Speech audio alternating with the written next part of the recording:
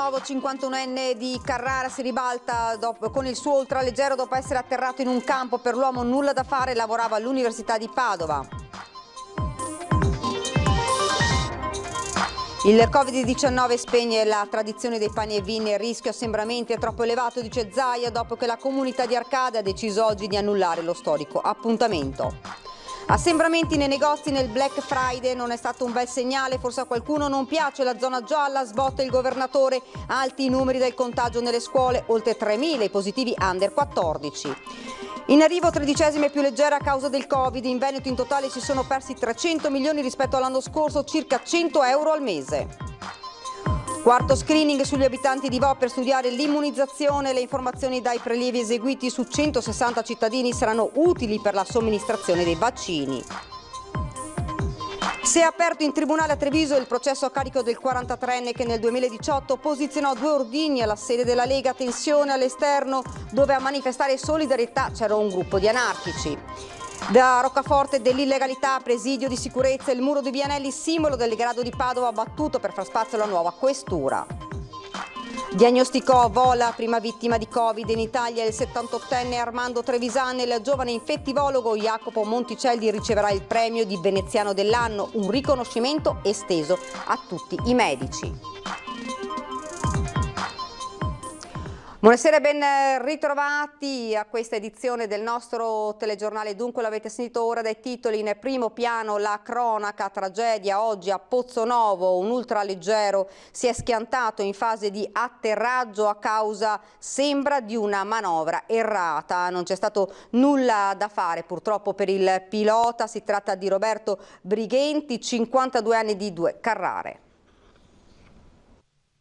Una tragedia inspiegabile. Presso l'aviosuperficie di Pozzonovo regna il silenzio. Un dolore fortissimo per i soci, per colleghi ed amici di Roberto Brighenti, 52 anni, pilota esperto con alle spalle diverse ore di volo. Cosa sia accaduto saranno le indagini a chiarirlo. Secondo i testimoni, il velivolo, un Firefox 2 posti, era in fase di atterraggio dopo un volo di circa 30 minuti, quando forse, per una manovra errata, si è schiantato al suolo. Alcuni testimoni raccontano di averlo visto già a terra quando il pilota forse si è accorto di procedere troppo verso un lato della pista. Questo è il motivo che lo avrebbe spinto, anche se solo un'ipotesi, a tentare di tornare al centro, premendo sull'acceleratore. A quel punto il piccolo ultraleggero si sarebbe impennato, finendo poi a terra, capovolto. Gravissime le ferite riportate dal 52enne, traumi al volto e alla testa. Il personale del SUEM ha provato a rianimare il pilota, ma purtroppo il medico ha dovuto dichiararne la morte. Brighenti viveva a 2 Carrare con la compagna e lavorava all'Università di Padova come tecnico informatico. Una doccia fredda in paese. Era una persona gentile, dai modi educati, e questo è il ricordo più vivido che ho. So che lavorava all'università come tecnico e da quei pochi riscontri che ho era anche apprezzato e stimato, quindi una perdita di quelle dolorose, molto dolorose. Una persona sportiva, racconta ancora il primo cittadino, gli piaceva andare in bici, non sapevo che amasse anche il volo. Tutti si sono stretti attorno al dolore della famiglia. Nel frattempo la zona dove è accaduta la tragedia è stata delimitata dai carabinieri. I rilievi sono stati effettuati dai militari dell'Arma del personale della stazione di Tribano. Sul posto anche i carabinieri della compagnia di Abano Terme e di vigili del fuoco che hanno messo in sicurezza il velivolo e la zona. Il Covid-19 spegne la tradizione dei pani e vini, il rischio assembramenti è troppo elevato, dice Zaia, dopo che la comunità di Arcade ha annullato l'appuntamento con la tradizione, assembramenti che si sono visti ieri nel Black Friday, un pessimo segnale, ha detto Zaia, alto il numero dei contagi nelle scuole. E ve lo dice un sostenitore del pane e vino, cioè uno che li sostiene veramente il pane e vino.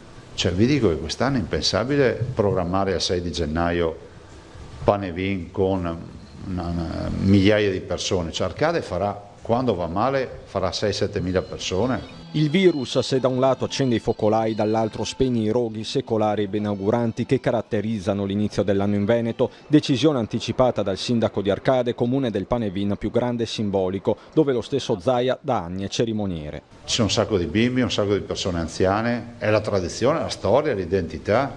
Per lui secondo me ha fatto benissimo il sindaco. Gazzapin di Arcade.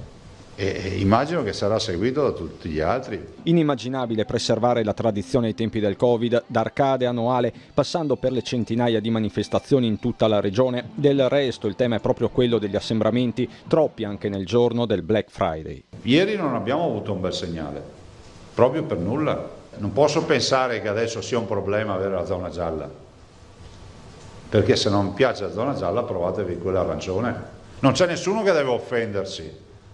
Però è pur vero che se continuiamo con gli assembramenti i contagi continueranno a salire perché il virus c'è. E che il virus ci sia lo stanno a dimostrare anche i dati sul contagio tra i minori di anni 14, attualmente 4.361, di questi oltre 3.000 tra i 7 e i 14 anni, proprio quella fascia che continua ad andare fisicamente a scuola, studenti trevigiani e padovani quelli più colpiti, oltre 700 in ciascuna provincia. Più in generale lo stesso Zaia guarda le mosse del governo in vista del DPCM di Natale, definito cruciale perché chiamato a regolare una fase delicatissima. Siamo preoccupati del fatto, ad esempio, che con gennaio ci sarà una congiuntura astrale terribile, no? La più grande campagna di vaccinazione, l'influenza e il coronavirus. Proprio per questo Zaia maneggia con cura il tema delle vacanze di Natale nel giorno in cui l'Istituto Superiore di Sanità con Franco Locatelli ha ribadito come i numeri della curva pandemica siano incompatibili con gli impianti di risalita. Il tema, ribadisce Zaia, non è lo sci in sé ma la montagna. Noi stiamo parlando di un'economia che vale per tutto l'arco alpino 2,5 miliardi di euro. Allora dico, è sempre a parlare di skate. No, non stiamo parlando di soldi, ma stiamo parlando di sopravvivenza che è un'altra roba. Perché una montagna senza la stagione è una montagna che si spopola. E lo avete sentito, il Covid spegne il principale pane vin della Marca, quello di Arcade. Questa è la decisione presa da Comune e da Alpini che parlano di una scelta sofferta ma necessaria. Non è un addio ma solo un arrivederci al 2022, quello della comunità di Arcade, il suo rito più popolare e partecipato, il principale della Marca, una decisione che potrebbe coinvolgere a ruota tutti gli altri. Parla da solo il pennone spoglio issato in piazza, attorno al quale la tradizione brucia la piera di rami e arbusti, un amuleto collettivo che non potrà valere per il 2021. Quest'anno ho il record di essere il primo sindaco che non inaugura il pane vin di Arcade. Purtroppo siamo messi attorno a un tavolo con gli amici alpini, abbiamo valutato tutte le possibili soluzioni e alla fine il buon senso, che è quello che porta sempre a prendere le decisioni importanti, ci ha suggerito di evitare questa manifestazione. Impossibile garantire il flusso ordinato di migliaia di persone, l'assembramento nel pane vin fa parte del rito, come sanno bene gli alpini. La gente è tantissima che arriva qui a Arcade, quindi sarebbe stato impossibile controllare tutti quanti. Una questione di ordine pubblico, ma soprattutto di rispetto. Nel rispetto delle regole che purtroppo in questo periodo prendono tutte le associazioni, tutte le manifestazioni, per il rispetto anche di chi non c'è più, soprattutto che questa epidemia ci ha portato via. Restano le manifestazioni collaterali come il concorso letterario Parole attorno al fuoco e le cerimonie religiose, in tutti la consapevolezza che tornare alla tradizione vorrà dire tornare alla normalità. Peccato mortale purtroppo con quel che è successo e bisogna accettare quel che viene. Ah, non avevo letto! Vabbè dai, un sacrificio così vale la pena per la salute, per la salute. E stanno, se non manco a vederlo, sarà per l'anno prossimo.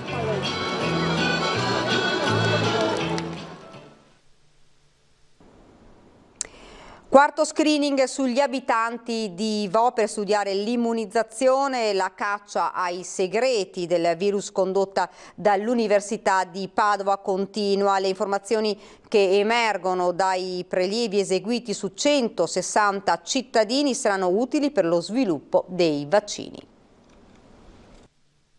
Non ero cosciente di essere stato contagiato, mi è stato riscontrato mediante il test sierologico.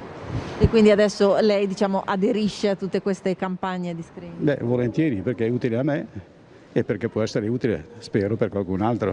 È con lo spirito di contribuire alla ricerca che i cittadini di Vo si sono messi a disposizione per collaborare al quarto screening condotto dall'equipe del professor Andrea Crisanti dell'Università di Padova. Si tratta di 160 residenti nella cittadina padovana, che fu il primo focolaio del Covid in Veneto, che a maggio, dopo un prelievo venoso, avevano manifestato la presenza di anticorpi.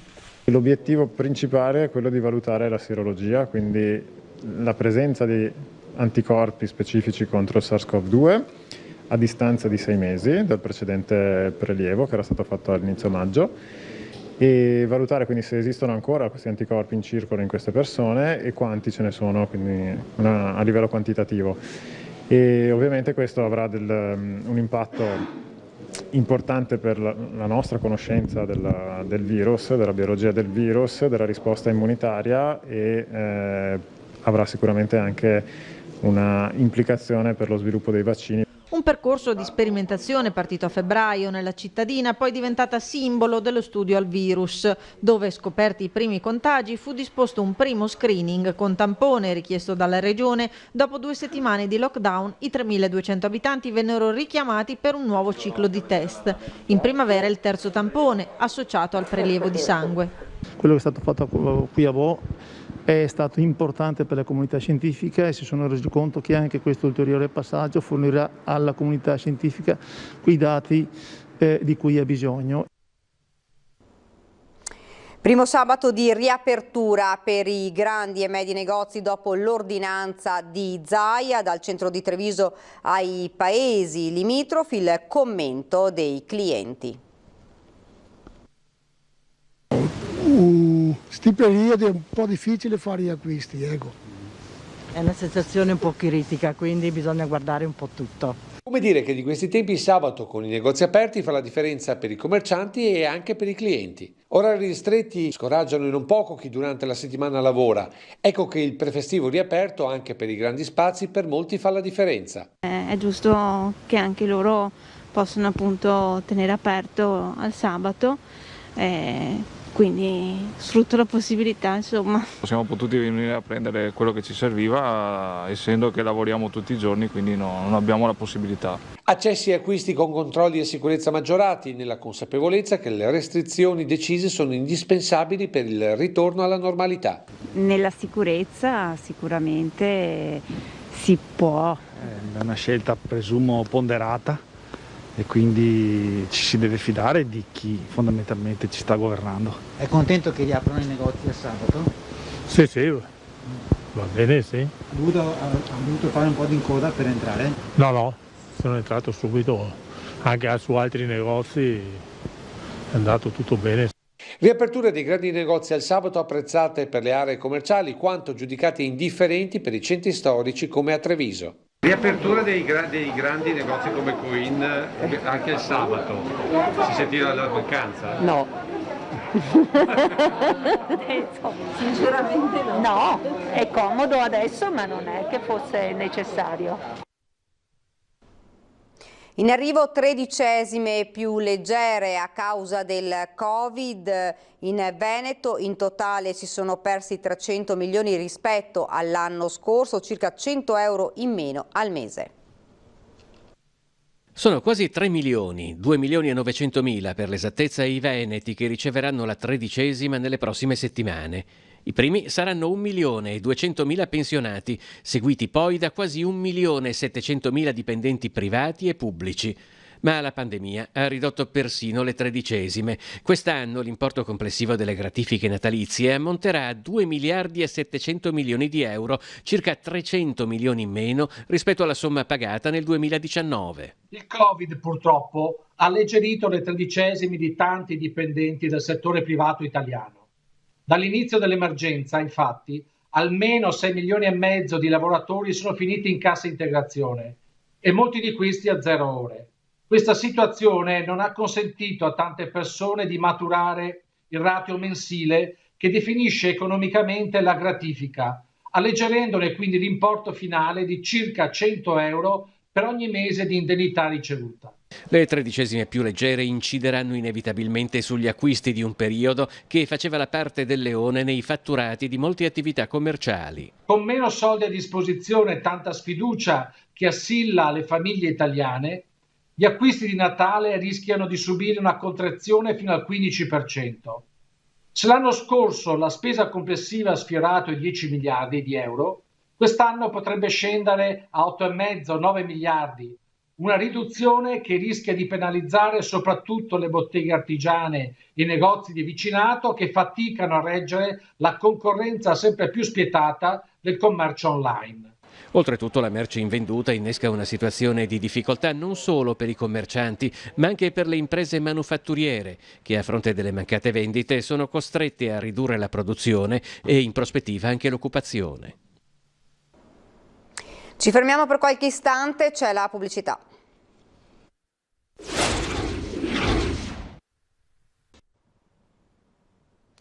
Rieccoci nuovamente in studio, ci spostiamo nel Trevigiano con la cronaca. Si è aperto in tribunale a Treviso il processo a carico dello spagnolo di 43 anni che nel 2018 posizionò 2 ordigni alla sede della Lega. Tensione all'esterno dove a manifestargli solidarietà c'era un gruppo di anarchici. Per fasci e padroni non servono prigioni. Campi di lavoro, fucilazioni. Davanti al Tribunale di Treviso gli slogan e i proclami degli anarchici arrivati da diverse zone del nord Italia per manifestare la loro solidarietà a Juan Antonio Sorroche Fernández, lo spagnolo di 43 anni imputato davanti alla Corte d'Assise di Treviso. Prima udienza del processo per l'attentato dell'agosto del 2018, quando 2 ordigni esplosivi vennero posizionati all'esterno del K3 di Fontane, la sede provinciale della Lega. Il dispiegamento di forze, polizia e carabinieri è imponente, l'accesso a Palazzo di Giustizia consentito a pochissimi. Il primo ordigno, quello esploso, doveva servire per richiamare sul posto gente, forze dell'ordine, vigili del fuoco. Il secondo, il più devastante, rinvenuto solo qualche giorno dopo, a ferire, se non addirittura a uccidere. Per un puro caso nessuno passò di lì e lo innescò. A coordinare le indagini che hanno portato alla cattura nel bresciano dello spagnolo il sostituto procuratore della direzione distrettuale antimafia di Venezia, Roberto Terzo. All'esterno, mentre in aula depongono i funzionari di polizia, attendono di essere chiamati i testimoni, tra loro i radiofiera. La band trevigiana ha la sala prove proprio sotto al K3. Avete rischiato anche voi, quindi? Tantissimo. Cosa avete pensato quei giorni lì? Di averla, di averla scampata bella.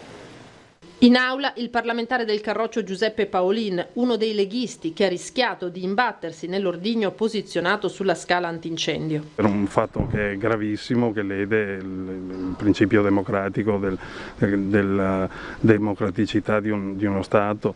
È un episodio da condannare a 360 gradi. L'avvocato della Liga di Treviso, Stefano Trubian, ha chiesto e ottenuto la costituzione di parte civile. Abbiamo sentito i primi testi della pubblica accusa che hanno ricostruito i fatti per come si sono svolti, la gravità del fatto in sé, indipendentemente dall'accertamento della responsabilità, è particolarmente significativa, del resto lo si può evincere direttamente anche dalle missive che sono state indirizzate ai giornali in allora nell'agosto del 18.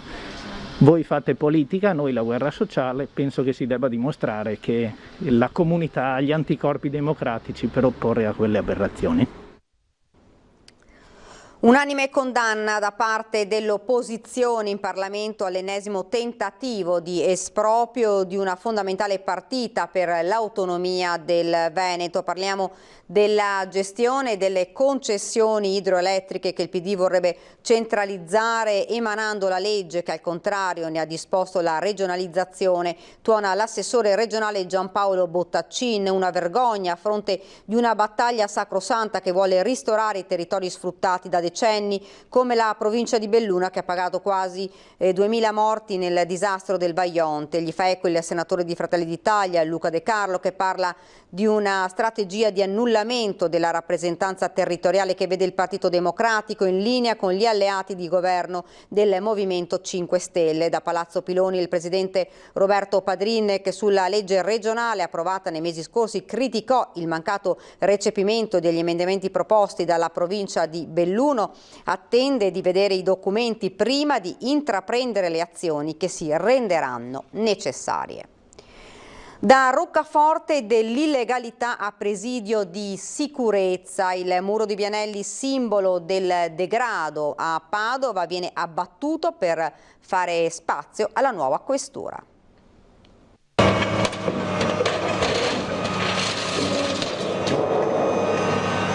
Una giornata storica, è stato abbattuto il muro di Vianelli, simbolo del degrado e ultimo baluardo di un capitolo che riguarda il complesso Serenissima, definito il Bronx di Padova, le cui 6 palazzine sono state abbattute negli ultimi anni, all'epoca affittate in nero agli immigrati.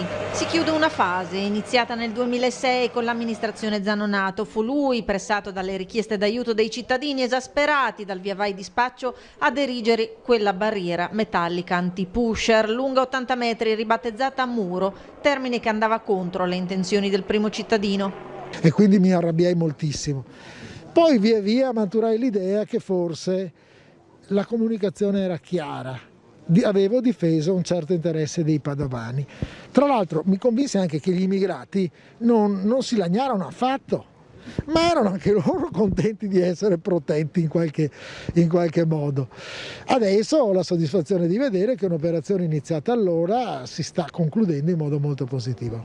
Quel muro divenne simbolo di ghettizzazione con effetto mediatico sensazionale da cui partì la promessa di riqualificazione. In questi ultimi 3 anni abbiamo acquisito 200 appartamenti da 200 proprietari diversi, un'impresa, e poi abbiamo demolito le 6 palazzine, abbiamo trovato anche l'amianto, un'altra impresa nell'impresa. Oggi è l'epilogo, l'ultimo atto di quella che è la fase delle demolizioni. Oggi da roccaforte dell'illegalità quel muro diventa presidio di sicurezza, visto che proprio in questa posizione strategica sorgerà la nuova sede della questura. Sarà costruita la nuova questura di Padova. Devo dire che siamo anche assunti la responsabilità di fare la stazione appaltante per cercare di abbreviare il più possibile i tempi, perché sappiamo che l'amministrazione pubblica in generale non siamo molto veloci, per cui cercheremo di fare il prima possibile.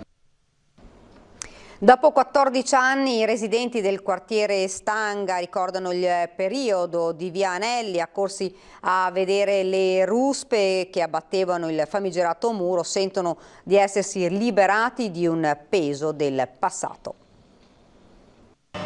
Tutto raso al suolo, compreso il muro. Oggi la famigerata area definita il Bronx fino a qualche anno fa non c'è più. Una sorta di ground zero, dicono i residenti che ne hanno vissuto le fasi. Oggi vediamo un po' di respiro, vediamo un'area che sembra assolutamente diversa da quello che era prima. Sembra un gran zero di Padova. Non si viveva, non è che non si vedeva, non si viveva assolutamente. Nel senso che passare per questa strada voleva dire mettersi 10 minuti ad attraversare via Anelli. Perché? Perché c'era la folla di magrebini e di chi spacciava che ti assediava, ti apriva le porte della macchina, ed è stata una cosa che assolutamente ha creato problemi a noi e a chi veniva anche a trovarci. Adesso è una situazione che sembra quasi surreale, perché pensiamo a quello che ci sarà dopo, la vivibilità, il prestigio che acquisterà il quartiere. Oltretutto ci ritrovavamo anche in condominio, su per le scale, io chiamavo sempre la polizia, si accoltellavano, cioè era una cosa indescrivibile. Grazie agli accanitissimi comitati dei cittadini, Stanga, Pescarotto, la tensione su quella cittadella di illegalità divenne massima e ora gli scontri violenti tra polizia e immigrati rappresentano solo un ricordo da cui poter partire e ricostruire. Qua in quest'area qua si spacciava perché c'era una semplice rete dove ci passavano la roba.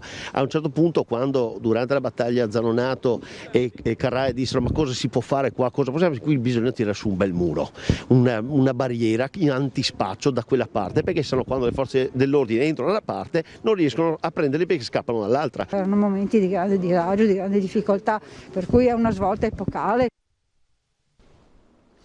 Va al giovane medico infettivologo veneziano Jacopo Monticelli, che diagnosticò il primo morto per Covid-19 in Italia all'ospedale di Schiavonia, il premio veneziano dell'anno, riconoscimento che dal 1978 viene assegnato a illustri cittadini lagunari dall'associazione Sette Mari. La cerimonia di consegna si terrà a gennaio nelle sale del Teatro La Fenice. Monticelli, 34 anni, originario di Mestre, riceverà il premio per aver intuito per primo la diffusione in Europa dell'infezione da Covid. Si legge nella motivazione, intendendo questo riconoscimento esteso agli operatori della sanità tutti, prodigatisi in prima linea, spesso fino al martirio per il soccorso ai malati e il contenimento dell'epidemia. Monticelli, allora consulente presso il nosocomio padovano, il 18 febbraio scorso intuì che dietro la morte del pensionato di Vo Euganeo Armando Trevisan vi fosse qualcosa di diverso rispetto alla diagnosi di sospetta polmonite influenzale. E questa era la nostra ultima notizia per questa edizione del nostro telegiornale. Vi lascio come di consueto le nostre previsioni del tempo. Grazie davvero per averci seguito. Buona serata.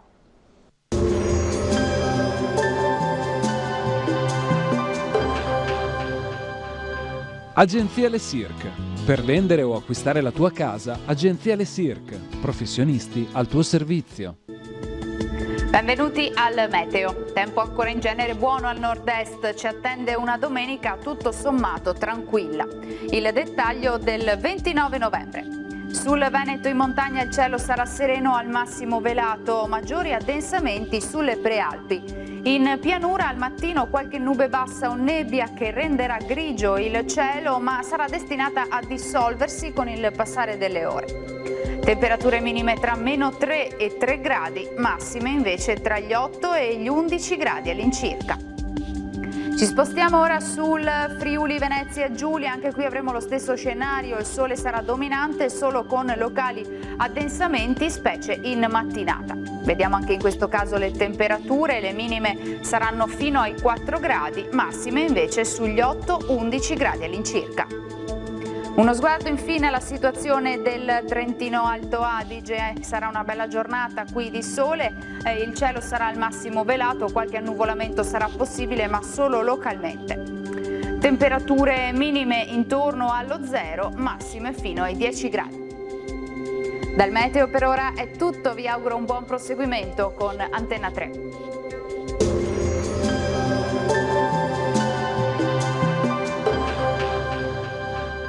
Agenzia Le Cirque. Per vendere o acquistare la tua casa, Agenzia Le Cirque. Professionisti al tuo servizio.